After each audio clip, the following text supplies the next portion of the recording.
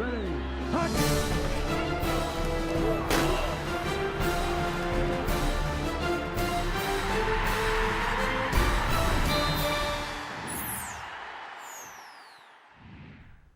An Oklahoma football team looking to its offensive line for strength is now without its all Big 12 preseason center. I'm Mike Sherman, Sports of the Oklahoman, and here to talk to me about Ben Habern's decision to end his collegiate football career is our OU beat writer Jason Kersey. Jason, how big a blow is this for the Sooners? Well, it's a huge blow.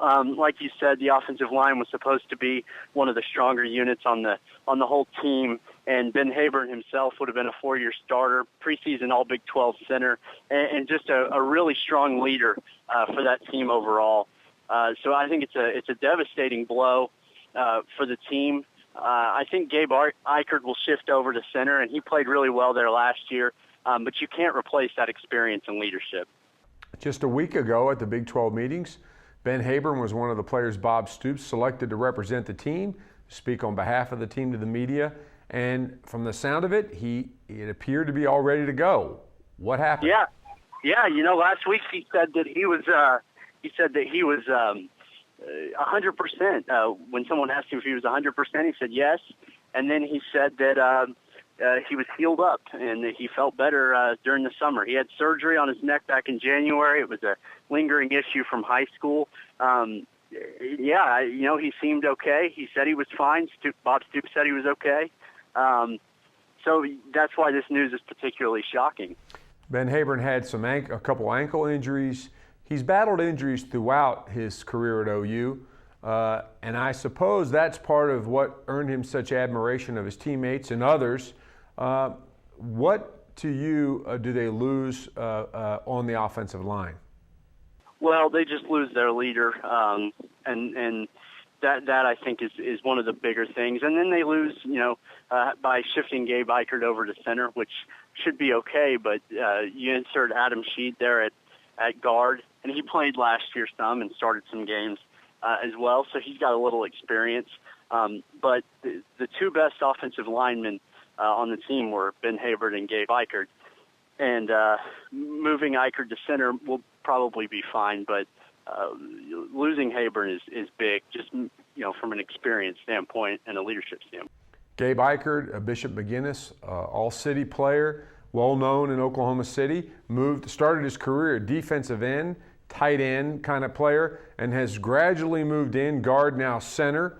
And that was a big change today, Jason. But there were other big roster changes announced by the Sooners, most notably, beyond Ben Habern, the reinstatement of Jaz Reynolds and Trey Franks and one other player. Talk about what that means and what that tells you about the Sooners.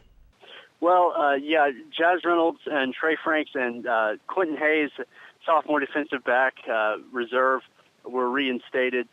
They were three of the four players suspended in May suspended indefinitely, and these are the three that Bob Stoops actually removed from their athletic scholarships.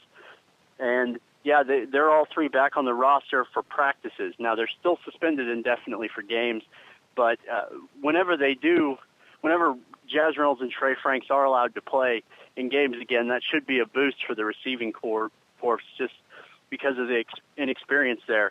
Kenny Stills will still be the only player when OU opens its season to ever have caught a Division I pass. Obviously, there's Trey McGuire, and some people are excited about like Colton Bester, Sterling Shepard, but having Jaz Reynolds and Trey Franks back could be a big boost. Now, we have no idea when they're going to come back, but so that I think it's a big announcement for the Sooners, and we'll see when they can come back.